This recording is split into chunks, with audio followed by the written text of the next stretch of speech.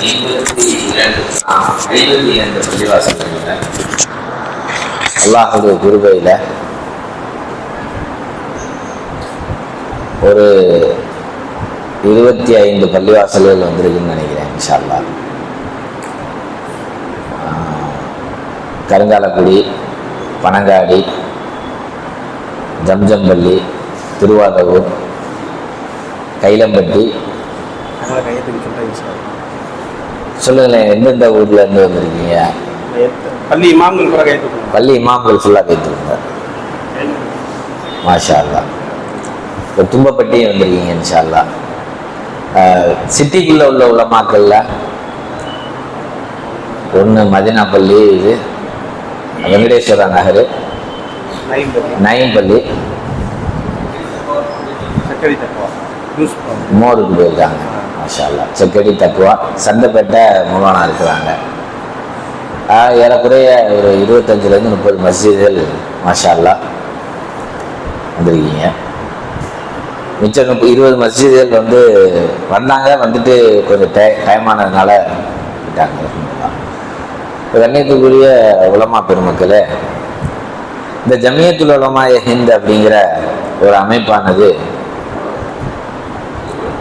ஏன் தேவை, எதுக்கு தேவை அப்படிங்கிற விஷயத்தை கிட்டத்தட்ட ஒரு 60 ஆண்டுகளுக்கு முன்பாக புரிஞ்சிருந்தோம் அப்படின்னு சொன்னால், தமிழ்நாட்டில் கிட்டத்தட்ட ஒரு 100 120 எம்எல்ஏக்களாக இருந்திருப்பாங்க. முஸ்லீம் எம்எல்ஏக்கள் 100 120 இருந்திருப்பாங்க. ஏன்னா ஜமியத்துல் உலமா ஹிந்துங்கிறது ஒரு பெரிய ஒரு நோக்கத்தோடு ஹுசைன் அஹ்மது மதனி ரஹ்மத்துல்லாஹி அலைஹி அவங்களுடைய காலத்தில் மிகப்பெரிய ஒரு ஃபிக்கரோடு என்ன செய்யப்பட்டுச்சு, உருவாக்கப்பட்ட ஒரு கட்டமைப்பு.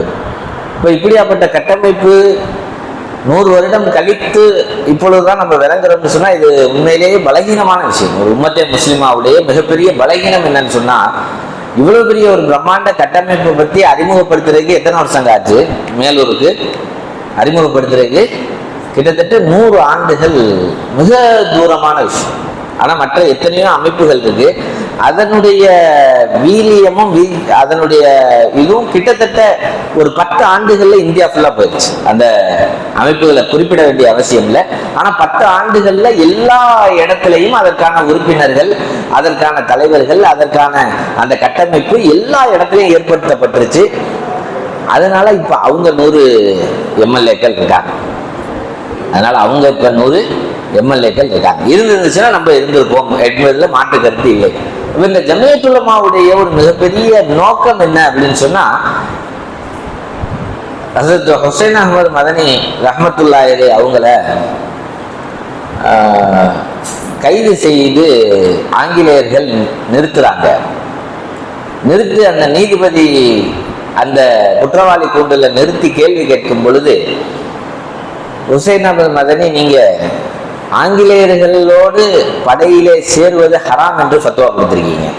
முஸ்லிம்கள் ஆங்கிலேயர்களுடைய படையில சேர்வது ஹராம்னு ஃபத்வா கொடுத்திருக்கீங்க. இந்த ஃபத்வாவிற்கு என்ன கூலி இருக்குன்னு உங்களுக்கு தெரியுமா?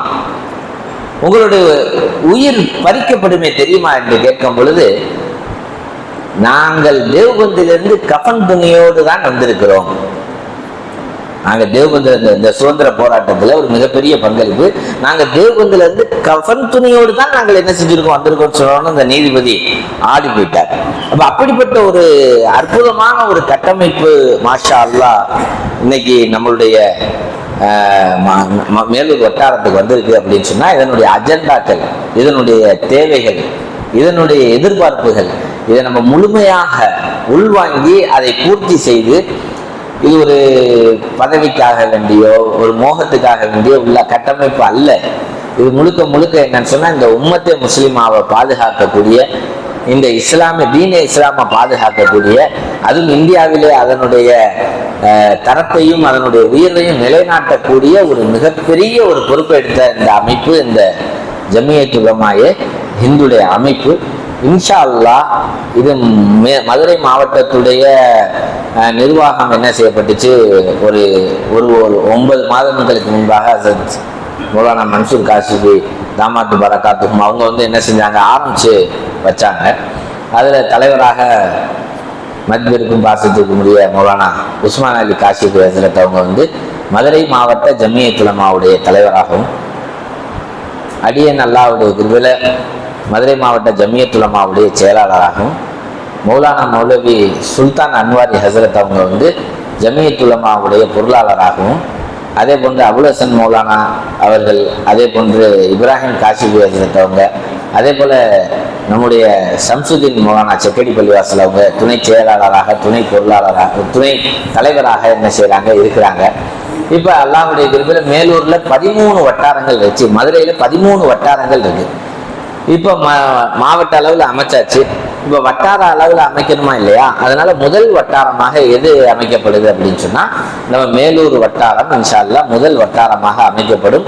அல்லாஹ்வுடைய கிருபையில இந்த ஆண்டு இறுதிக்குள் மதுரையில் உள்ள 13 வட்டாரங்களிலும் ஜமியத் உலமாவுடைய கட்டமைப்பு அமைக்கப்பட்டு அதற்கான உறுப்பினர்கள் சேர்க்கப்பட்டு அதற்கான வேலைகள் இன்ஷா அல்லாஹ் துவங்கும். அதை முழுக்க ஆதரவாக அல்லாஹின் மீது ஆதரவு வச்சு என்ன செய்யறோம், நம்ம நம்புறோம் இன்ஷா அல்லாஹ், நியத்து வைக்கலாம் இன்ஷா அல்லாஹ்.